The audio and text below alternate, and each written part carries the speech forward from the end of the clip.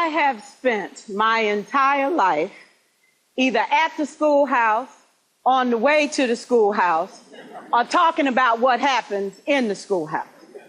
Both my parents were educators.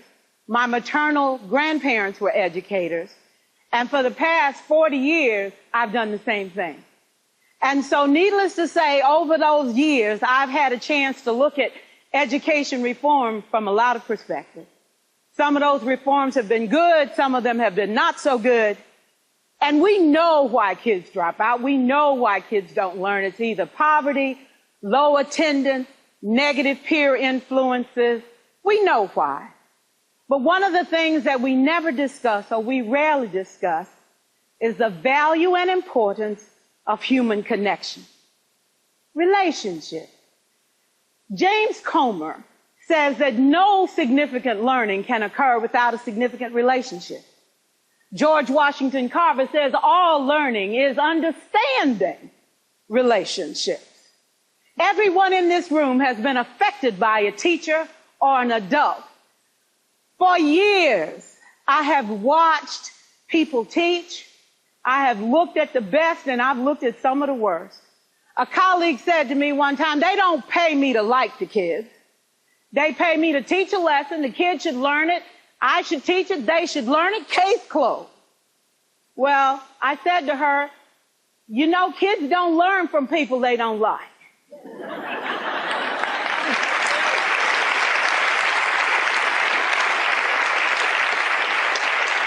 She said, that's just a bunch of hooey.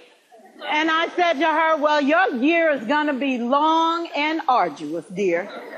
Needless to say, it was. Some people think that you can either have it in you to build a relationship or you don't. I think Stephen Covey had the right idea. He said you ought to just throw in a few simple things, like seeking first to understand as opposed to being understood. Simple things like apologizing. You ever thought about that? Tell a kid you're sorry, they're in shock. I taught a lesson once on ratios. I'm not real good with math, but I was working on it. And I got back and looked at that teacher edition. I taught the whole lesson wrong. So I came back to class the next day and I said, look, guys, I need to apologize. I taught the whole lesson wrong. I'm so sorry. They said, that's okay, Miss Pierson. You were so excited. We just let you go.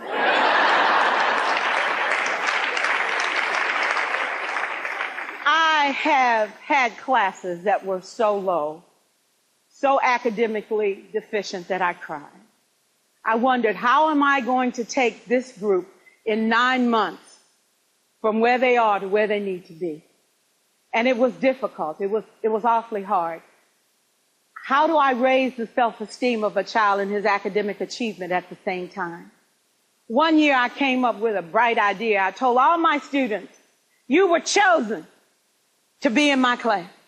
Because I am the best teacher and you are the best students, they put us all together so we could show everybody else how to do it. One of the students said, really?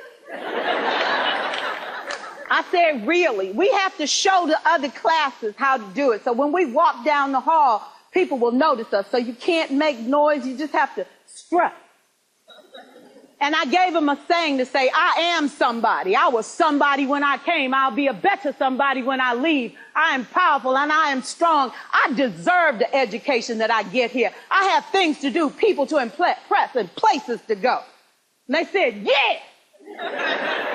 You say it long enough, it starts to be a part of you. And so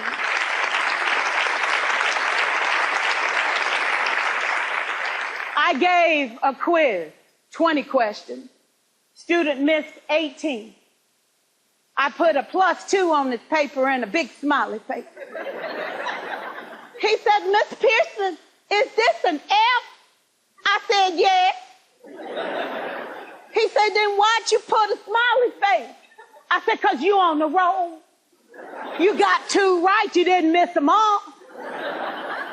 I said, and when we review this, won't you do better?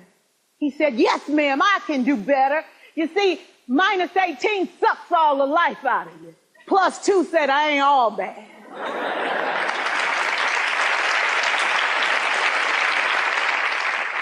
4 years, I watched my mother take the time at recess to review, go on home visits in the afternoon, buy combs and brushes and peanut butter and crackers to put in her desk drawer for kids that needed to eat, and a washcloth and some soap for the kids who didn't smell so good. See, it's hard to teach kids who stink. And kids can be cruel.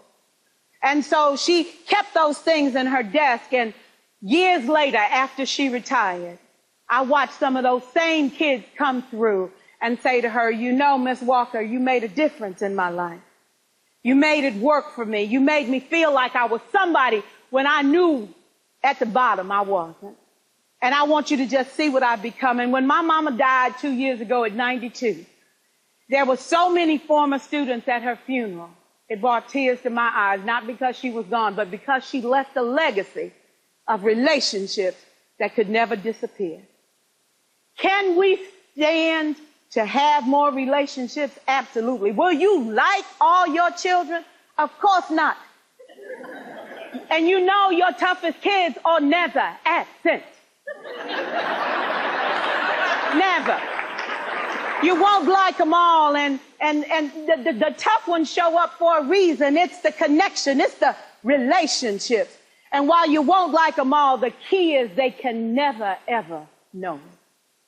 So teachers become great actors and great actresses, and we come to work when we don't feel like it, and we listen to policy that doesn't make sense, and we teach anyway. We teach anyway because that's what we do. Teaching and learning should bring joy. How powerful would our world be if we had kids who were not afraid to take risks, who were not afraid to think, and who had a champion? Every child deserves a champion, an adult who will never give up on them, who understands the power of connection and insists that they become the best that they can possibly be.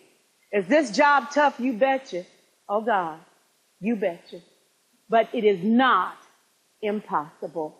We can do this. We're educators. We're born to make a difference. Thank you so much.